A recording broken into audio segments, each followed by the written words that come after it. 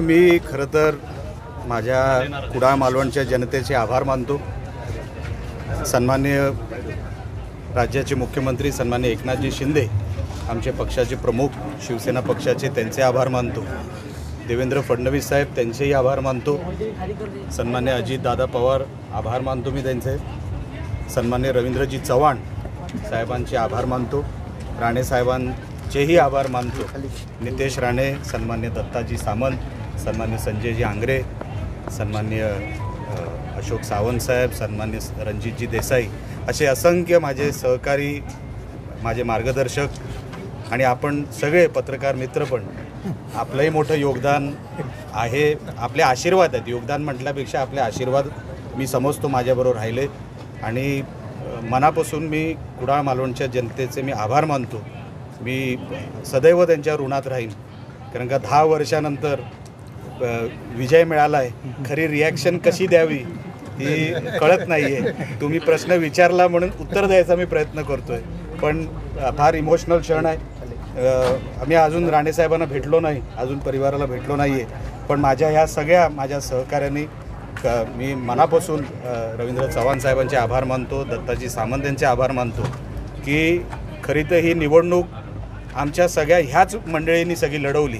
मी तर नामधारी होतो, मी उमेदवार होतो, पण खरे जे काही योद्धे आहेत आमचे, ती ही लोक आहेत जी माझ्या मागे उभी आहेत, माझ्यासोबत उभी होती आणि म्हणून मी खरे तर त्यांचे आभार मानतो की हे आजचा दिवस माझ्या जीवनामध्ये हा त्यांच्यामुळे शक्य झाला। मी मनापासून त्यांचे सगळ्यांचे आभार मानतो। तुम्ही शपथ घेतलेलात की 2014ला जो पराभव झाला होता राणेसाहेबांचा, त्याचा वचपा करणार म्हटलात आणि आज ते खरं ठरतंय, काय सांगाल? मी निवडणुकीलाही आपल्याला सांगितलं होतं की ही निवडणूक मला कोणाला हरवण्यासाठी लढवायची नाही। मी काहीतरी चांगलं माझ्यातून, जर माझ्या हातातून काही घडेल या मतदारसंघासाठी, तर माझी ती इच्छा आहे आणि आजही तीच आहे। मी माझे जे समोरचे उमेदवार होते उबाटाचे, वैभवजी नाईक, ह्यांनाही त्यांच्या पुढच्या वाटचालीसाठी शुभेच्छा देतो। त्यांनी फाईट चांगली दिली। मी निवडणुकीलाही सांगितलं होतं मी कधी कोणाला कमी लेखणार नाही, कारण का माझेही 2 पराभव झाले होते, म्हणून मी त्यांना मनापासून शुभेच्छा देतो। त्यांनी फाईट चांगली दिली, पण माझे सगळे सहकारी जिंकले, आमचा पक्ष जिंकला, आमची महायुती जिंकली आणि तेच चित्र आज महाराष्ट्रभर आहे।